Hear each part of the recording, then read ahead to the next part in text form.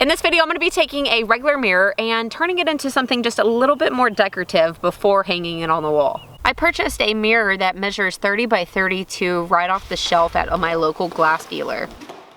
The first thing I got started on making was a custom frame that will go around the mirror. Since I plan on painting my project, I'm not using any fancy wood for this project, so the frame is going to be made out of some pine 1x boards that I had in my scrap bin. I first cut them to length and then cut them to width over at the job site saw. I also used the table saw to cut in a rabbet on all 4 of my pieces that will make up the frame. And this rabbet is so that the mirror can actually sit inside of the frame and be flush to the back of it, which means it will also be able to be hung flush up against the wall. You can see this rabbet was made with just 2 simple cuts. Next, I used the miter saw in order to cut in a miter at all 4 corners. In order to make sure I was getting these just so, I set the mirror on the ground and test fitted each miter as I was making them.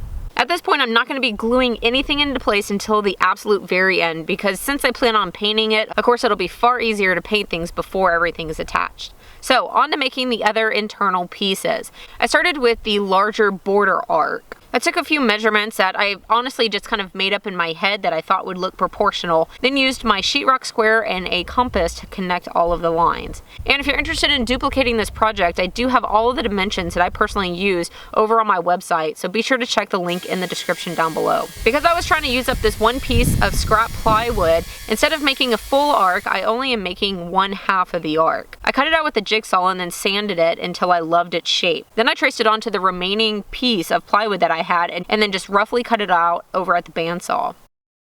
This way I could throw a flush trim bit in my router and then make this second arc piece identical to the first one. Of course, if you don't have a router or a flush trim bit, then the alternative would be to trace it out and then just take your time. Or if you have a big enough sheet of plywood, then you can cut out the arc as one big solid piece. But this is my workaround for using only scraps for this project. And as you can see, there are my 2 arcs, identical to one another. And later on, they will slip right inside the frame, just like so.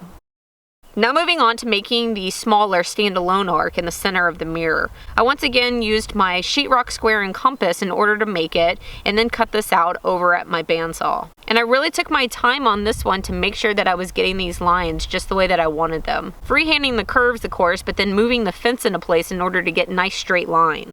After giving it a good sanding, this piece will go here.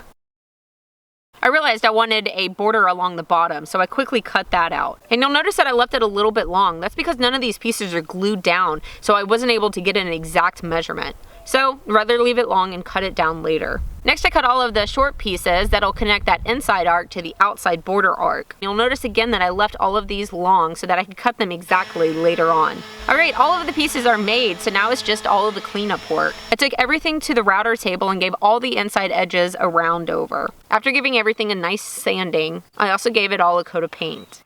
Now interestingly, since I'm gluing to a reflective surface, you can actually see if you place a board on that the back is not painted. So to fix this, I also gave all of the edges on the back a coat of paint. And now on to assembly. I joined the miters together on the frame by way of biscuits. And since the project's going to be inside, I went ahead and stuck with Titebond original glue. However, I didn't want to wait on the glue to dry, so I placed a few staples in each one of the corners. Then, before applying any glue, I went ahead and test fitted the mirror just to make sure that I didn't make any mistakes with my measurements. Okay, snug fit, but nothing wrong with that.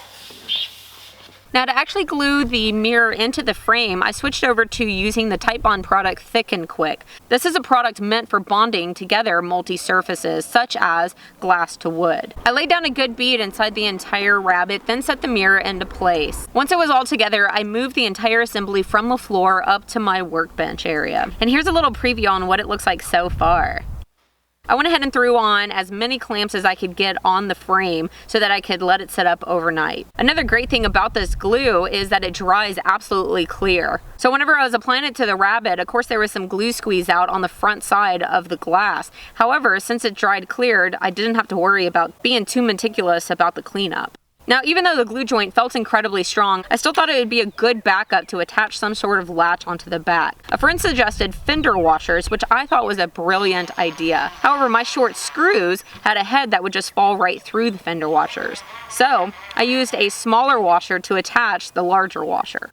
All right, now that the frame is in place, I could actually start attaching all of those inside pieces. However, since most of them are still cut long at this point, I went ahead and did a dry fit so that I could get everything cut to the exact size needed. Mainly that bottom piece and then all of the short arch connecting pieces. I could set them in place and then use a pencil to mark exact length that they need to be cut to. After I was happy with the dry run, I flipped things over and actually started applying the glue. Again, using the Type On Thick and Quick to set these pieces in place. And again, the glue dries clear, so even though you can see the white glue behind the arch now, as soon as it dries, it completely disappears. The only thing you want to try to avoid is setting a piece into place and then sliding it across the mirror. However, if you do that, then you can clean it up with water, so it's really not that big of a deal.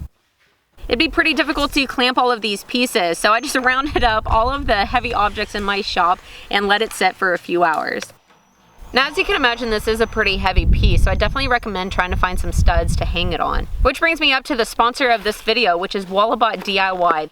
This is a brand new stud finder that is like none other on the market. Whereas most stud finders use either noise or light to let you know where a stud is, this device uses an imaging system that you can pull up on your phone to see where the studs are. And not just studs, it'll also detect pipes or electrical wires. Everything you need is inside the packaging except for the cell phone, which needs to be an Android operating phone. Download the DIY Wallabot app, and now you can start scanning your wall for studs. In my opinion, it has very user-friendly software that walks you through the calibration process to where you can start finding studs very quickly. If you'd like to find out more on the Wallabot, then be sure to check the link in the description down below. After finding the studs and putting a few screws in the wall, it was as simple as hanging the mirror up and giving the glass a nice thorough cleaning. I think a mirror is a great thing to throw on the wall to decorate some unused wall space. Now, of course, you could just throw it into a custom frame, but hopefully this video is giving you some inspiration on how you can take it just a little bit further. I hope that you enjoyed the video, and I'll see you next time. Yeah. Like a carnival game. Oh, that's way too low. That's hilarious. Mom, that is way too low. That is extremely way too low.